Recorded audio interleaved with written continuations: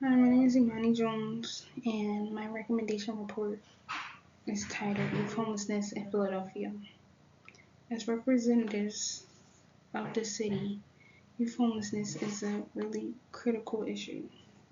There are pressing issues for education, economic opportunities, and cycles of poverty.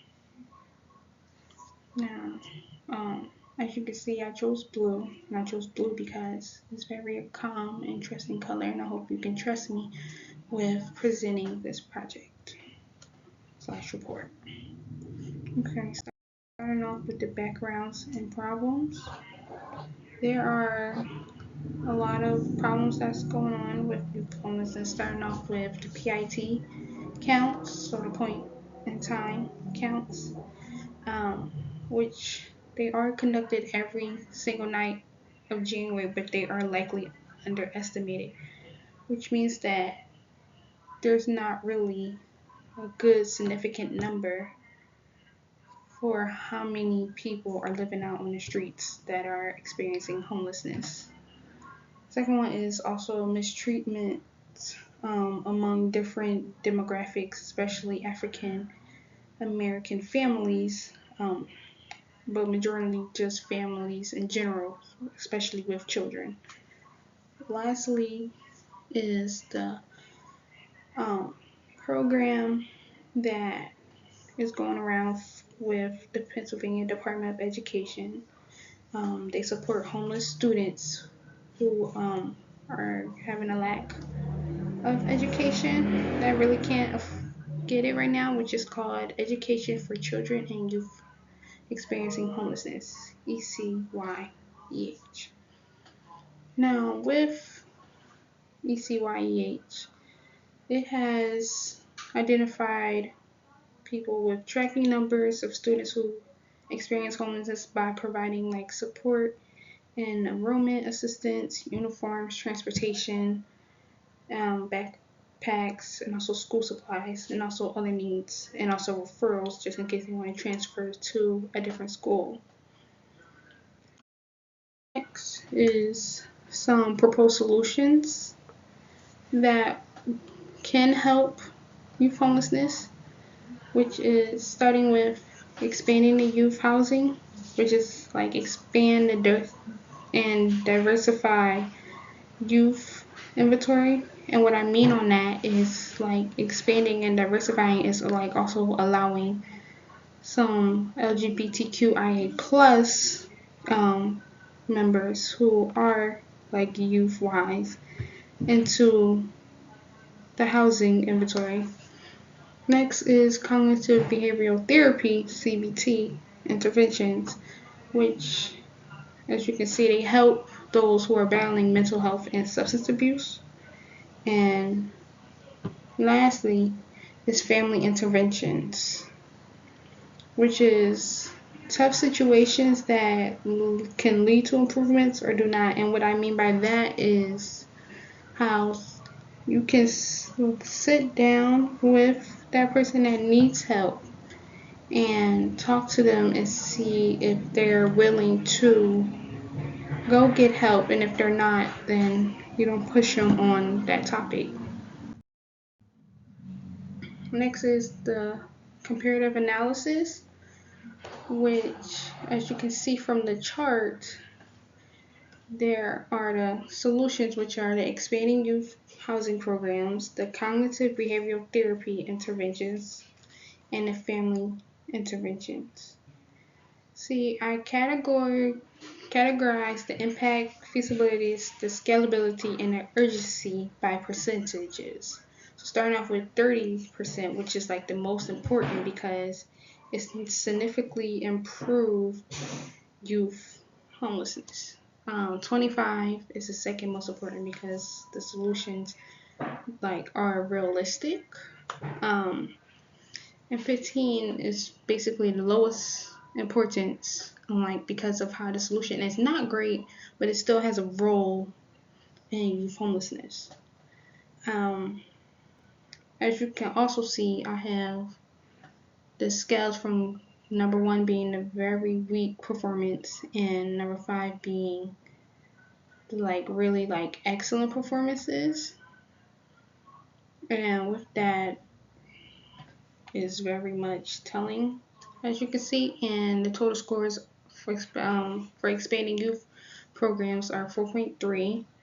The cognitive behavioral therapy interventions are 3.95, and family interventions is 3.3.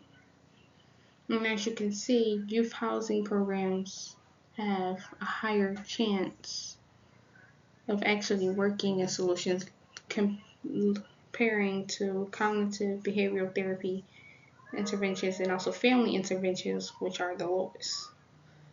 Next is some recommendations that I can give y'all as representatives of the city of Philadelphia, which are basically trying to expand youth housing programs, just by like increasing the funding and like trying to very much house more of transitional and also emergency programs, and also bringing in supportive um, groups, just as like the GED programs, the life skills, and also like apprenticeship jobs. Secondly is implementing the CBT therapy, which is basically partner up with local organizations so they can help youth programs, and how they can also just have more shelters and outreach programs that can have CBT access. You can also expand to integrate CBT-based interventions just to like reduce depression and substance abuse. Thirdly is give more about and like research more about family interventions. This is basically like just giving more access to like family intervention programs so that when youths are ready, they can reach out and have more resources to connect to their families. Lastly is sustain long-term solutions, which is just trying to secure more government funding for like mental health and housing programs, walking the streets so that you can get like a first-hand perspective on how youth people who are experiencing homelessness, how they live and what can actually be fixed from their perspectives instead of like your actual perspectives. Lastly is collaborate with nonprofit communities, and also nonprofits and also community leaders to help like secure long-term sustainable solutions.